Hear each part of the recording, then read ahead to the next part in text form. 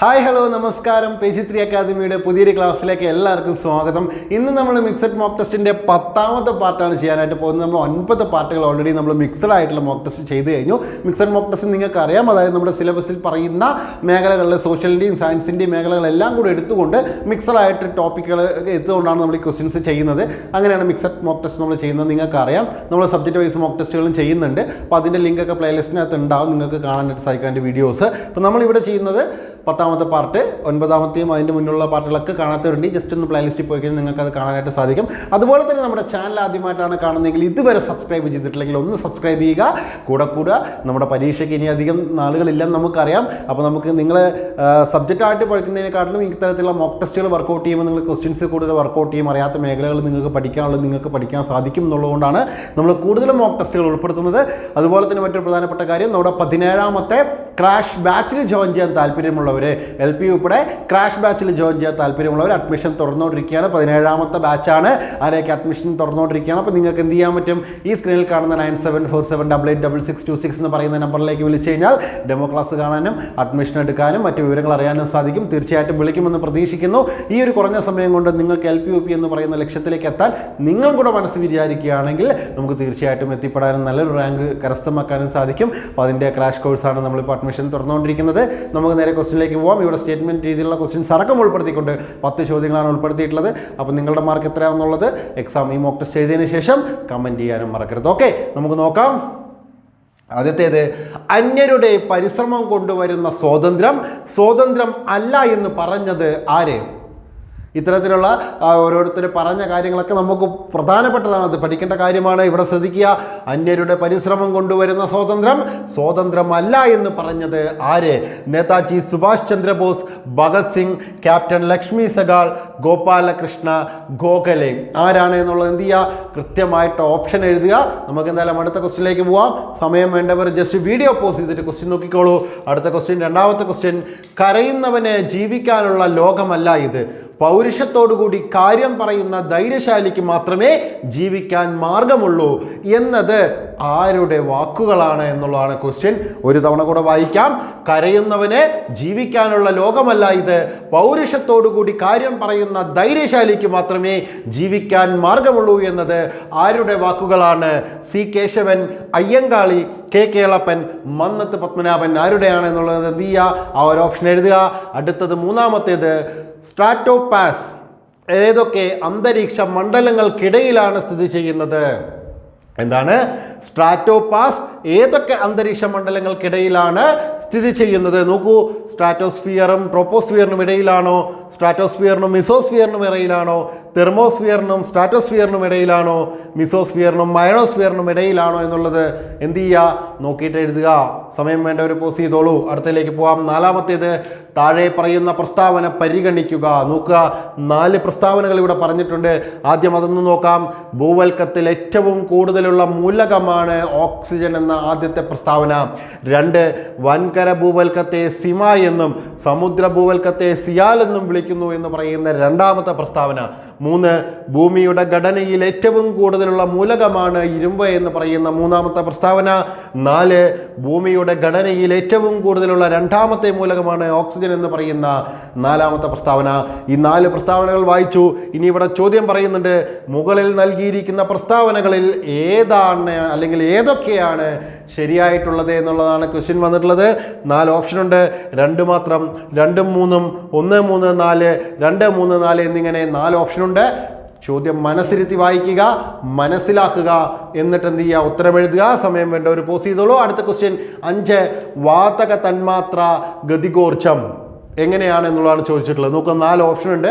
അപ്പോൾ വാതക തന്മാത്ര ഗതികോർജം താപനില വ്യതിയാനങ്ങളാൽ ബാധിക്കപ്പെടുന്നില്ല എന്ന് പറയുന്ന ആദ്യത്തെ ക്വസ്റ്റ്യൻ. ഓക്കെ, ഇവിടെ അപൂർണമാണ്, ഇത് കൂടെ ചേരുമ്പോഴാണ് അത് പൂർണ്ണമാകുക. നോക്കുക, വാതക തന്മാത്ര ഗതികോർജത്തെക്കുറിച്ചാണ് അവിടെ പറയുന്നത്. താപനില വ്യതിയാനങ്ങളാൽ ബാധിക്കപ്പെടുന്നില്ല. അടുത്തത്, താപനില കൂടുന്നതിനനുസരിച്ച് കുറയുന്നു. ഏത്? വാതക തന്മാത്രയിലെ ഗതികോർജം എന്ന് പറയുന്നത്. പിന്നെയോ താപനില കുറയുന്നതിനനുസരിച്ച് വർദ്ധിക്കുന്നു എന്നും പറയുന്നുണ്ട്. താപനില വർദ്ധിക്കുന്നതിനനുസരിച്ച് വർദ്ധിക്കുന്നു, ഗതികോർജവും വർദ്ധിക്കുന്നു എന്നുള്ളതാണ് പറയുന്നത്. ഓക്കെ, അപ്പോൾ ഈ വാതക തന്മാത്രയുടെ ഗതികോർജ്ജത്തെക്കുറിച്ചിട്ടാണ് ഇവിടെ പറയുന്നത്. അതിലേതാണ് കൃത്യമായിട്ട് താപനില വർദ്ധിക്കുമ്പോൾ എന്ത് സംഭവിക്കും എന്നുള്ളത് എന്ത് ചെയ്യുക, നോക്കിയിട്ട് എഴുതുക. ഓക്കെ അല്ലേ? അടുത്തത് ചേരുംപടി ചേർക്കാനാണ് പറഞ്ഞിട്ടുള്ളത്. Rabies virus, human papilloma virus, rubeola virus, variola virus, അങ്ങനെ 4 വൈറസുകളുടെ പേര് തന്നിട്ടുണ്ട്. അതുമായി ബന്ധപ്പെട്ട 4 അസുഖങ്ങളുടെ പേര് പേവിഷബാധ, അഞ്ചാമ്പനി, വസൂരി, അരിമ്പാറാന്ന് തന്നിട്ടുണ്ട്. അപ്പോൾ മാച്ച് ദ ഫോളോയിങ് അഥവാ ചേരുംപടി ചേർക്കാനാണ് പറഞ്ഞിട്ടുള്ളത്. അപ്പോൾ കൃത്യമായിട്ട് റാബീസ് വൈറസ് അത് കാരണമാകുന്ന ഏത് രോഗത്തിലേക്കാണ്, ഹ്യൂമൻ പാപ്പിലോമ വൈറസ് ഏതിലേക്കാണ് എത്തിക്കുന്നത് എന്നുള്ളത് എന്ത് ചെയ്യുക, ഒന്ന് നോക്കിയിട്ട് അതിൻ്റെ ആൻസർ എഴുതുക. ഓക്കെ, 6ാമത്തേൻ്റെ പോസ് ചെയ്തിട്ട് എഴുതിക്കോളൂ, സമയമുണ്ട് നമുക്ക്. ഓക്കെ, നമുക്ക് അടുത്തതിലേക്ക് പോകാം. 7 തെറ്റായ ജോഡികൾ ഏവ എന്നുള്ളത് തന്നിട്ടുള്ളത്. ഇവിടെ നോക്കാം, നമുക്ക് വായിക്കാമെന്ന് തന്നെ മനസ്സിലാവും. വൈറ്റമിൻസിനെ കുറിച്ചിട്ടാണ് പറഞ്ഞിട്ടുള്ളത്. വൈറ്റമിനും അവയുടെ സയൻറ്റിഫിക് നെയിം, ശാസ്ത്രീയ നാമങ്ങളുമാണ് കണക്ട് ചെയ്ത് പറഞ്ഞിട്ടുള്ളത്. B1 തയാമിൻ എന്ന് പറയുന്നുണ്ട്, B3 ഫോളിക് ആസിഡ് എന്ന് പറയുന്നുണ്ട്, B7 നിയാസിൻ എന്ന് പറഞ്ഞിട്ടുണ്ട്, B2 റൈബോഫ്ലാവിൻ എന്ന് പറഞ്ഞിട്ടുണ്ട്. ഇതിനകത്ത് ഏതൊക്കെ ജോഡികളാണ് തെറ്റായിട്ടുള്ളത് എന്നുള്ളതാണ് നമുക്കിതിൽ കണ്ടുപിടിക്കേണ്ടത്. നിങ്ങൾ ഓപ്ഷൻ നോക്കുക, കൃത്യമായിട്ട് എഴുതുക. ഓക്കെ, ശരി. നമുക്ക് അടുത്ത 8ാമത്തെ ക്വസ്റ്റ്യനിലേക്ക് പോവാം. താഴെ തന്നിരിക്കുന്നവയിൽ ഗതികോർജ്ജത്തിന് ഉദാഹരണം അല്ലാത്തത് ഏത്? താഴെ തന്നിരിക്കുന്നവയിൽ ഗതികോർജ്ജത്തിന് ഉദാഹരണം അല്ലാത്തത് ഏത് എന്നാണ് പറഞ്ഞിട്ടുള്ളത്. ഓടുന്ന വാഹനം, ഭൂമിയിലേക്ക് പതിക്കുന്ന ഉൽക്ക, പായുന്ന ബുള്ളറ്റ്, വലിച്ചു നീട്ടിയ റബ്ബർ ബാൻഡ്. സിമ്പിളാണ്, ഡയറക്റ്റ് ക്വസ്റ്റ്യൻ ആണ്. നമുക്ക് അധികം സമയം വേണ്ട. 8 കഴിഞ്ഞ് 9 പോവുകയാണെങ്കിൽ വീണ്ടും ഒരു ചേരുംപടി ചേർക്കുക എന്നുള്ളതാണ് പറഞ്ഞിട്ടുള്ളത്. ഇത് നോക്കുകയാണെന്നുണ്ടെങ്കിൽ നമുക്ക് ഇത് മേൽത്താടിയല്ല്, നട്ടെല്ലിലെ 2ാമത്തെ അസ്ഥി, കാൽമുട്ടിലെ അസ്ഥി, തുടയല്ല്, ഇവയുമായി ബന്ധപ്പെട്ട അസ്ഥികളുടെ പേരുകളാണ് ഇവിടെ തന്നിട്ടുള്ളത്. ഫീമർ, മാക്സില്ല, പാറ്റല്ല, ആക്സിസ് എന്ന് പറയുന്നത്. ഇവിടെ 1, 2, 3, 4 എന്ന് പറഞ്ഞ് തന്നിട്ടുണ്ട്. ഇവിടെ ABCD എന്ന് പറഞ്ഞ് തന്നിട്ടുണ്ട്. അപ്പോൾ ഇതിനെ ഇതുമായിട്ട് ബന്ധപ്പിക്കുക. മേൽത്താടിയല്ലിന് എന്താണ് പറയുന്നത്? നട്ടെല്ലിലെ 2ാമത്തെ അസ്ഥി ഏതാണ്? കാൽമുട്ടിലെ അസ്ഥി എന്താണ് പറയുന്നത്? തുടയലിന് എന്താണ് പറയുന്നത് എന്നുള്ളത് എന്ത് ചെയ്യുക, കണക്ട് ചെയ്തിട്ട് എഴുതുക. ഇവിടെ ഓപ്ഷൻ 4 തന്നിട്ടുണ്ട്. സമയം എടുക്കോളൂ, എന്നാൽ ഒരുപാട് സമയം എടുക്കരുത്. ഇപ്പം നിങ്ങൾ സമയം എടുക്കുമ്പോൾ പരീക്ഷാ ഹാളിൽ പോയി ഇതിൻ്റെ ഇരട്ടി നിങ്ങൾ എന്തായാലും സമയം എടുക്കും. അപ്പോൾ എളുപ്പത്തിൽ ചെയ്യുക. എങ്കിലും ക്വസ്റ്റ്യൻ കാണാൻ ഒന്ന് മനസ്സിലാക്കാൻ, വായിച്ച് മനസ്സിലാക്കാൻ ജസ്റ്റ് വീഡിയോ ഒന്ന് പോസ് ചെയ്തോളൂ. നമ്മൾ അവസാന ക്വസ്റ്റ്യനിലേക്ക് നോക്കുകയാണ്. പൊയ്കയിൽ ശ്രീ കുമാരഗുരുദേവനുമായി യോജിക്കാത്ത പ്രസ്താവന ഏത്? പൊയ്കയിൽ ശ്രീ കുമാരഗുരുദേവനുമായി ബന്ധപ്പെട്ട് യോജിക്കാത്ത പ്രസ്താവനയാണ് ഇവിടെ പറഞ്ഞിട്ടുള്ളത്. 4 പ്രസ്താവനകൾ പറയുന്നു. അതിലൊന്ന്, പത്തനംതിട്ടയിലെ ഇരവിപേരൂരിൽ ജനം പ്രത്യക്ഷരക്ഷാ ദേവസഭ സ്ഥാപിക്കുന്നു, യോഗക്ഷേമ സമയവുമായി ചേർന്ന് പ്രവർത്തിക്കുന്നു, ശ്രീമൂലം പ്രജാസഭയിൽ 1921 1931 അംഗമാവുന്നു എന്ന് പറയുന്ന ഒരു കാര്യമുണ്ട്. ഈ ഒരു 4 പ്രസ്താവനയിൽ ഏതാണ് തെറ്റ് എന്നുള്ളതാണ് നമ്മളോട്, അല്ലെങ്കിൽ പ്രസ്താവനയുമായി ഇദ്ദേഹവുമായി ബന്ധപ്പെട്ട് യോജിക്കാത്ത പ്രസ്താവന ഏത് എന്നുള്ളതാണ് നമുക്ക് കണ്ടുപിടിക്കേണ്ടത്. 10 ക്വസ്റ്റ്യനായി. ഇതിൻ്റെ ആൻസർ പോസ്റ്റ് ചെയ്തിട്ട് നിങ്ങൾ എന്ത് ചെയ്യുക, എഴുതിക്കോളൂ. 10 ക്വസ്റ്റ്യനായി. 10 എണ്ണത്തിനും എഴുതിയിട്ടുണ്ടാവും എന്ന് തന്നെയാണ് പ്രതീക്ഷിക്കുന്നത്. ഏതെങ്കിലുമൊക്കെ നിങ്ങൾ എഴുതിയിട്ടുണ്ടാകും എന്തായാലും ഉറപ്പാണ്. അപ്പോൾ അതിനകത്ത് നിങ്ങൾക്ക് എത്ര മാർക്ക് കിട്ടുന്നു, എത്ര എണ്ണം നിങ്ങൾ തെറ്റിച്ചു, എത്ര എണ്ണം വിട്ടു എന്നുള്ളതൊക്കെ കമൻറ്റ് ചെയ്തോളൂ.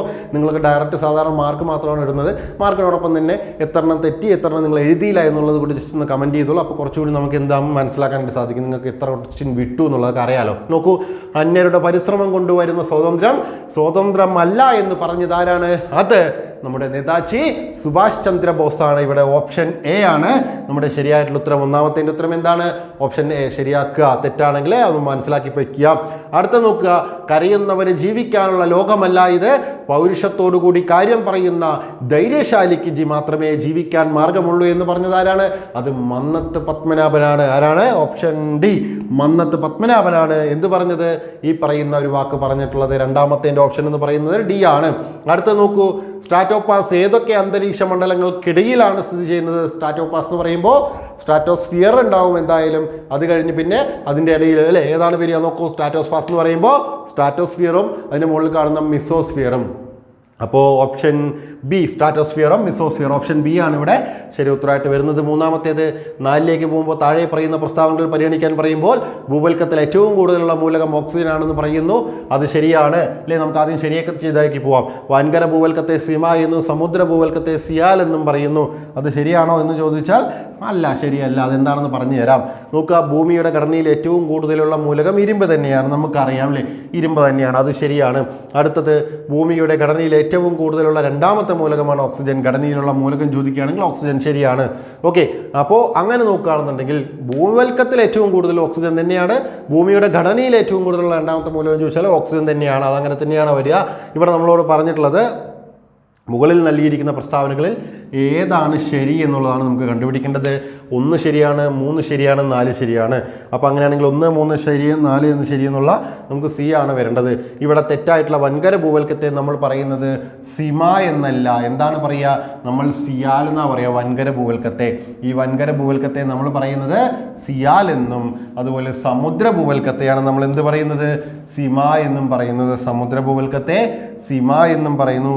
സിമ സമുദ്ര ഭൂവൽക്കം. ഓക്കെ, സമുദ്ര ഭൂവൽക്കത്തെ സിമ എന്നും വൻകര ഭൂവൽക്കത്തെ സിയാൽ എന്നുമാണ് പറയുന്നത്. അപ്പം അങ്ങോട്ടും ഇങ്ങോട്ടും അത് മാറി വന്നുകൊണ്ട് അത് തെറ്റാണ്, അത് ശരിയല്ല. അപ്പോൾ ഇവിടെയുള്ള ശരിയായ പ്രസ്താവനകൾ 1, 3, 4 എന്നിവയാണ്. ഓപ്ഷൻ സി ആണ് ഇവിടെ ശരിയായിട്ടുള്ളത്. 5ാമത്തേത് വാതക തന്മാത്രയിലെ ഗതികോർജ്ജം എന്താണ്? താപനില വർദ്ധിക്കുന്നതിനനുസരിച്ച് വർദ്ധിക്കുകയാണ് ചെയ്യുന്നത് അല്ലേ? അപ്പോൾ ഓപ്ഷൻ ഡി ആണ് ഇവിടെ ശരിയുത്തരം. 5ാമത്തേൻ്റെ വാതക തന്മാത്ര ഗതികോർജ്ജം എന്ത് സംഭവിക്കുന്നു?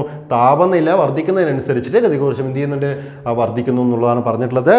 ഓപ്ഷൻ ഡി ആണ് അവിടെ ശരി ഉത്തരം. അടുത്ത 6 ചേരുംപടി ചേർക്കാനാണ് പറഞ്ഞിട്ടുള്ളത്. റാബീസ് വൈറസ് അല്ലേ? റാബീസ് വൈറസ് എന്ന് പറയുന്നത് എന്താണ്? പേ വിഷബാധയുമായി ബന്ധപ്പെട്ട് കിടക്കുന്നത്. അല്ല, അപ്പോൾ 1ാമത്തേൻ്റെ ഉത്തരം നമുക്ക് എ ആണെന്ന് അറിയാം. 1A വരുന്ന എത്ര എണ്ണം ഇവിടെ ഉണ്ടെന്ന് നോക്കുക. 1A വരുന്ന ആകെ ഒരെണ്ണേ ഉള്ളൂ അല്ലേ? അപ്പോൾ തന്നെ നമുക്ക് ഉത്തരത്തിലേക്ക് വ്യക്തി നോക്കൂ. 2ാമത്തെ നോക്കുകയാണെങ്കിൽ ഹ്യൂമൻ പാപ്പിലോമ വൈറസ് അല്ലേ? അരുമ്പാറയ്ക്ക് കാരണമാണ്, നമുക്കറിയാം അല്ലേ? ഹ്യൂമൻ പാപ്പിലോമ വൈറസ് അരുമ്പാറയ്ക്ക് കാരണമാണ്. അപ്പോൾ 2D ആണ്, നമുക്കറിയാം 2D ഇവിടെ വന്നിട്ടുണ്ട് അല്ലേ? അടുത്ത 3 റൂബിയോള വൈറസ് അല്ലേ? റൂബിയോള വൈറസ് എന്താണ്? അത് 5ാം പനിയാണ്. റൂബിയോള വൈറസ് 5ാം പനിയാണ്. അപ്പോൾ 3 എന്ന് പറയുന്നത് ബി ആണ്. ഇവിടെ 3B കറക്റ്റ് വന്നിട്ടുണ്ട്. അടുത്ത 4ാമത്തേത് ഏതേ ഉള്ളൂ? സി ആണല്ലേ? അപ്പോൾ നമുക്കറിയാം വെരിയോള വൈറസ് 4C വസൂരിയാണ്. അപ്പോൾ ഈ രോഗങ്ങൾ അതുമായി ബന്ധപ്പെട്ട രോഗകാരിയൊക്കെ എന്ത് ചെയ്യുക? പഠിച്ചു വെക്കുക. ഇവിടെ നമ്മുടെ ഉത്തരം എന്ന് പറയുന്നത് ഓപ്ഷൻ ഡി ആണ് ഇവിടെ ശരിയാത്തരായിട്ട് വന്നിട്ടുള്ളത്. ജസ്റ്റ് അറിയാത്തവർ ഒന്ന് എഴുതി വെച്ച് പഠിച്ചോളൂ. ഓക്കെ, അടുത്ത 7ാമത്തെ ക്വസ്റ്റിലേക്ക് പോകുമ്പോൾ തെറ്റായ ജോഡികൾ കണ്ടെത്താനാണ് പറഞ്ഞിട്ടുള്ളത്. ഇവിടെ തെറ്റായ ജോഡിയിലേക്ക് പോകുകയാണെങ്കിൽ ജീവകം B1 തയാമിൻ ശരി തന്നെയല്ലേ? B1 തയാമിൻ തന്നെയാണല്ലേ? B2 റൈബോഫ്ലോവിൻ നമ്മളിവിടെ തന്നിട്ടുണ്ട്, റൈബോഫ്ലോവിൻ. അപ്പോൾ തെറ്റായ ജോഡികളാണ് കണ്ടെത്താൻ പറഞ്ഞിട്ടുള്ളത്. B1 തയാമിൻ ശരിയാണ്, B2 റൈബോഫ്ലോവിൻ ശരിയാണ്, B3 നിയാസിൻ. ഇവിടെ നിയാസിൻ എന്ന് പറഞ്ഞിട്ട് തന്നിട്ടുള്ളത് ഏതാണ്? B7 ആണല്ലേ? ഈ B3 ആണ് ഇവിടെ നിയാസിൻ എന്ന് പറയുന്നത്. B3 ആണ് നിയാസിൻ. ഓക്കെ, B3 നിയാസിൻ ആണ്. ഇനിയോ B5 pantothenic acid, B6 pyridoxine ആണ്. പക്ഷേ ഇവിടെ തന്നിട്ടുള്ളത് ഫോളിക് ആസിഡ് ആണ് അല്ലേ? ഫോളിക് ആസിഡ് ആക്ച്വലി B9 ആണ്. Folic acid B9 folic acid. ഇവിടെ B6 എന്ന് പറയുന്നത് എന്താണ്? B6 പിരിഡോക്സിൻ, B7 ബയോട്ടിൻ ആണ്. Okay, B9 folic acid. അപ്പോൾ ഇവിടെ എന്താണ്? ഈ ഫോളിക് ആസിഡ് എന്ന് പറയുന്നത് B9ഉം നിയാസിൻ എന്ന് പറയുന്നത് B3ഉം ആണ്. പക്ഷേ ഇവിടെ B7 എന്ന് പറയുന്നത് ആക്ച്വലി എന്താണ്? B7 ബയോട്ടിനും B6 പിരിഡോക്സിനും ആണ്. Okay, B5 pantothenic acid, B6 pyridoxine, B7 biotin. അപ്പോൾ ഇത് രണ്ടും എന്താണ്? ഇത് ബയോട്ടിൻ ആണ് വരേണ്ടത്, ഇത് പിരിഡോക്സിൻ ആണ് വരേണ്ടത്.